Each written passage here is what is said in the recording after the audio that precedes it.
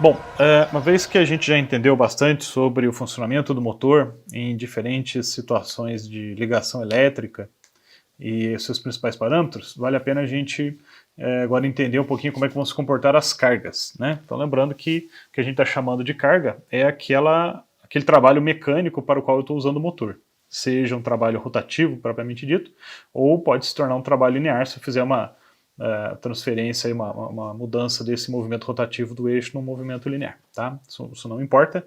O que caracteriza para a gente aí o tipo de carga, na verdade, é como essa carga, ou seja, como o conjugado resistente se altera ou como é que ele se comporta em função da velocidade de rotação do eixo do motor. Então, quando a gente caracterizar uma carga, a gente vai estar fazendo sempre referência ao comportamento dela em relação à velocidade em que ela é girada pelo motor, ok? Bom, antes da gente entrar na carga, então, só lembrando aqui, então, que a gente vai trabalhar esse conceito da carga versus o torque de partida do motor. A gente tem aqui as curvas para lembrar do motor de indução trifásico, onde eu tenho em azul o motor ligado em triângulo e em laranja o motor ligado em estrela na mesma tensão. Tá? Então eu tenho ali em azul, ele faz aquela curva com essa performance, e em triângulo o que a gente encontra é exatamente 1/3 do torque em cada ponto desse. Tá? Então eu tenho a curva como se fosse achatada de 1/3. A mesma coisa vale para a corrente, a gente tem a corrente do motor em azul com fechamento em estrela, em triângulo, e na mesma tensão fechado em estrela a curva em laranja. Okay? Então, considerando isso, a gente vai poder depois fazer uma relação entre o comportamento da carga e o comportamento do torque.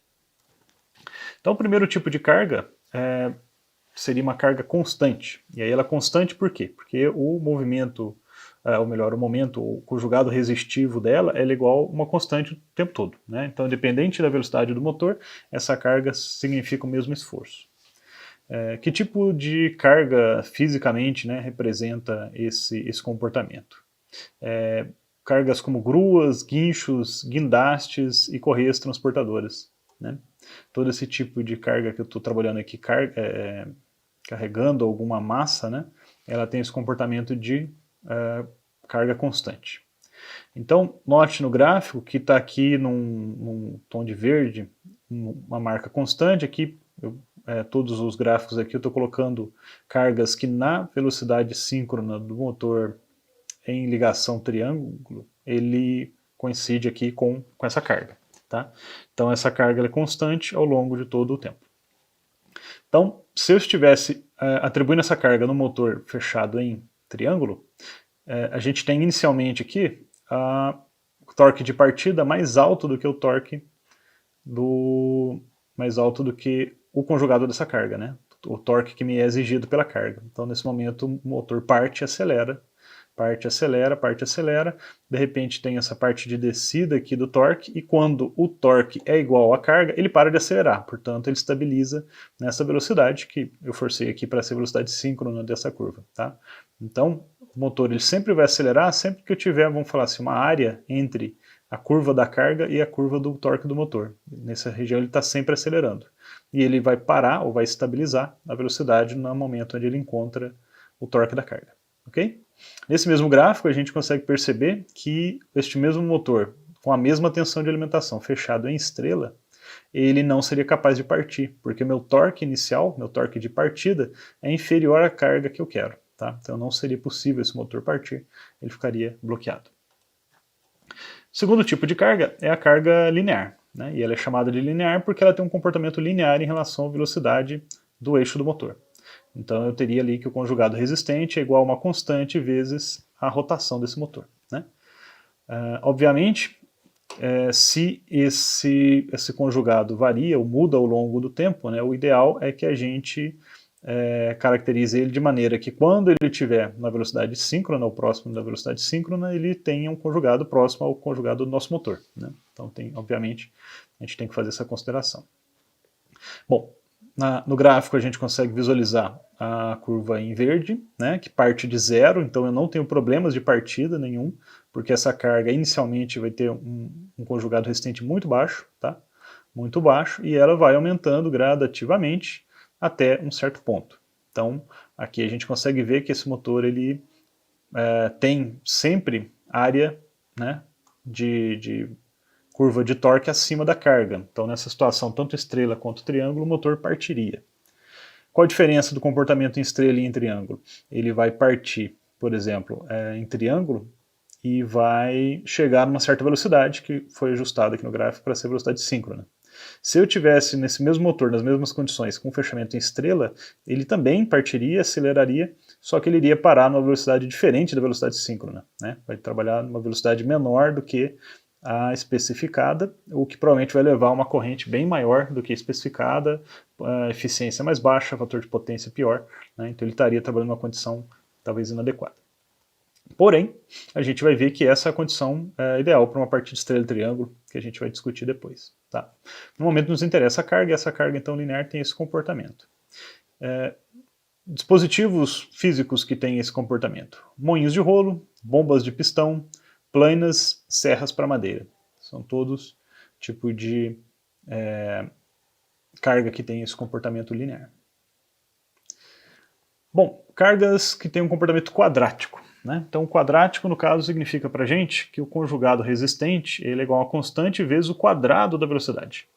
Então, ele também aumenta de forma proporcional ao aumento da velocidade, mas agora não numa relação linear de 1 para 1, mas aumenta numa relação quadrática. Então, a gente pode perceber aqui o comportamento da curva, que ela, assim como a linear, ela começa muito baixa, só que ela demora mais, digamos assim, para poder acelerar, né? Ou para poder subir. Então ela vai acelerando e novamente ela vai encontrar um ponto da curva do motor e é nesse ponto que a velocidade se estabiliza. Então eu consigo ver aqui na ligação em triângulo ela estabilizando na velocidade síncrona, como foi definido, e se tivesse estrela ele estaria estabilizando a velocidade um pouco menor do que essa velocidade, ok? Até, na verdade, maior do que a da linear, porque a linear ela sobe um pouco mais rápido. Né? Então esse é o comportamento de uma carga quadrática. Onde a gente encontra cargas quadráticas? Ventiladores, misturadores, centrífugas, bombas centrífugas, exaustores e compressores têm esse tipo de característica. Existe também um tipo de carga chamado carga hiperbólica, e essa carga hiperbólica ela é caracterizada por um tipo de carga que na partida apresenta um conjugado resistente muito maior do que depois da aceleração. Né? Então, esse tipo de carga que é encontrado em frisadoras, mandrilhadoras e máquinas operatrizes, a gente consegue perceber que eu tenho um problema, na verdade, na partida, mas depois de vencida o torque inicial da partida, ela vai acelerar ou ela vai perder, né, vai diminuir a sua resistência ao movimento e vai estabilizar num ponto bem mais baixo. Tá?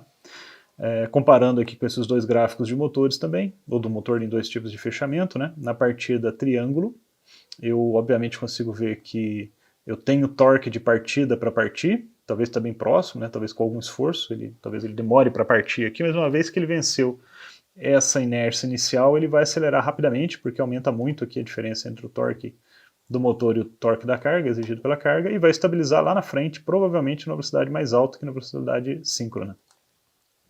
Já o fechamento desse mesmo motor em triângulo, em estrela, ele não seria capaz de partir essa carga, porque mesmo que depois de acelerado essa carga reduza o seu conjugado resistente e caia dentro de uma região onde o torque do motor é superior a ela, na partida ela não é capaz de fazer isso. Na partida ela está muito mais... o conjugado resistente é muito mais alto do que o torque que o motor consegue entregar. Okay? Bom, eu fiz alguns gráficos ali de partida estrela-triângulo, que depois, quando a gente olhar a lógica de partida, vai ficar mais entendida, mas vale a pena aqui a gente entender que o que eu quero com estrela-triângulo. O que eu quero com estrela-triângulo é poder comutar ou trocar entre as duas curvas que a gente está olhando. Né? Então, vamos supor que eu consigo uma situação onde a minha troca de configuração do motor acontece numa determinada velocidade, 1500 RPM, por exemplo. O que eu teria? Eu teria, inicialmente, eu começo aqui com a curva de carga da ligação em estrela, mais baixa. Em algum momento eu troco para a curva da ligação, desculpe, começo com ligação estrela, tá certo? E depois eu troco para a ligação em triângulo, certo? Qual que é a vantagem disso? Por que eu não trabalho com a curva de torque mais alto de uma vez, dado que com torque mais alto eu vou estar acelerando meu motor mais rápido? O problema está aqui, ó, no lado direito, a curva de corrente, né? Então a partida em triângulo, ela parte com a corrente muito alta. Então mesmo um motor que vai estabilizar com uma corrente da ordem de 5 amperes, ele parte a 45 amperes. Né? É muita coisa, minha instalação elétrica pode não suportar bem isso, e ela também pode causar uma interferência em outros dispositivos que estão ligados no mesmo sistema. Então, é uma pancada de corrente muito forte para os dispositivos, para a ligação e para os demais dispositivos ou cargas elétricas que estão ligadas. Então, é indesejável que eu tenha esse cenário de partida. Então, se eu puder partir na condição de estrela, eu vou ter uma corrente muito mais baixa, né? Então eu trabalho com essa corrente muito mais baixa até o motor atingir uma certa condição de trabalho e depois eu comuto ela já com um impacto muito menor, né, por um tempo muito mais curto, para a condição de ligação em triângulo. Okay? Então a gente deseja fazer isso. Né? Bom, então significa que ao comparar isso com as cargas, a gente vai ter duas situações de carga diferentes. Uma situação durante um tempo eu estou com uma curva mais achatada, né, que tem 1/3 só do torque de fato, e depois eu vou para a curva desejada. Então, voltando rapidamente nas cargas, a gente consegue ver que uma carga hiperbólica eu não poderia usar a partida estrela e triângulo, de forma alguma, porque ela não seria capaz de resolver isso aqui. Uma carga quadrática funcionaria muito bem, então seria muito adequado para esse tipo de carga uma partida estrela e triângulo, porque eu parto com um conjugado resistente muito fraco, ele vai até um ponto, estabiliza, e aí de repente se eu comutar para triângulo, que eu vou ver uma aceleração para acabar de chegar na velocidade síncrona. A carga linear também vai se comportar muito bem, e a carga constante vai depender dessa carga constante. Né? Se essa carga constante ela for superior ao conjugado de partida de estrela, o motor não parte. Então nesse caso a partida de estrela e triângulo ela é inadequada para esse tipo de aplicação. Eu realizei algumas simulações e capturei os gráficos, e aí a gente pode ver este comportamento. Né? Então o que a gente tem aqui? A gente tem uma partida em carga linear, tá? No lado direito eu tenho a partida em triângulo, e do lado esquerdo a partida estrela-triângulo. Né? Então em algum momento depois da partida há uma comutação. Então na carga linear, o que a gente percebe é que o motor ele tem ali um pico de corrente na partida, mas ele é muito menor do que o pico de corrente quando eu estou em triângulo. Né?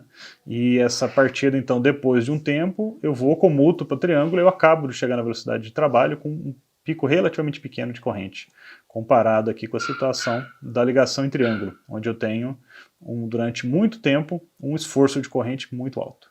Tá? Esse é o comportamento para uma carga linear. A gente pode perceber aqui em verde a velocidade angular e em azul a conjugado resistente. Né? Não está com o nome aqui na unidade, mas é o conjugado resistente. Então a gente pode ver que eles trabalham de forma proporcional, né? Proporcional, nota que as escalas são diferentes, mas na hora que eles se sobrepõem eles estão muito proporcionais. A carga quadrática, a gente também consegue ver aqui o conjugado em azul, né? Dá para ver claramente aqui o comportamento velocidade elevado ao quadrado, né? Eu consigo ver isso daqui. E aí, novamente, eu tenho uma partida estrela-triângulo adequada. Né? Então, eu parto em estrela com a corrente mais baixa, comuto para triângulo, tem um pico ali, normal, e depois estabilizo numa velocidade um pouco mais alta. Mesma coisa vai valer, mesmo raciocínio vale para o triângulo. Né? Então, quando eu estou partindo triângulo com essa carga, mesmo ela inicialmente sendo muito baixa em termos de um conjugado resistente pequeno, mesmo assim eu tenho um pico de corrente muito alto. Então, novamente, a partida estrela-triângulo está caracterizada como muito adequada para esse tipo de carga. Agora a carga constante. Carga constante eu fiz dois cenários. O primeiro onde eu parti com metade da potência nominal, e aí essa metade da potência nominal faz com que meu conjugado de partida em triângulo seja maior do que o conjugado resistente. Então eu consigo ver aqui uma partida estrela e triângulo, né? Em azul o conjugado constante, e em verde eu consigo ver a velocidade. Então na hora que eu parto o motor, ele começa a acelerar, ele tem um pico de corrente aqui, tudo bem, e depois, quando eu comuto para a estrela, ele dá mais um pico, e estabiliza num outro ponto. Tá? Nesses dois casos, o que a gente vai encontrar são, nesses dois cenários aqui, né, a gente vai estar o motor estabilizando uma determinada velocidade, quando estava em estrela, estabilizando uma outra velocidade com triângulo, mas ele tem uma rampa de partida viável ainda. Né? Se eu pegar essa mesma carga e partir em ligação estrela e triângulo somente, né?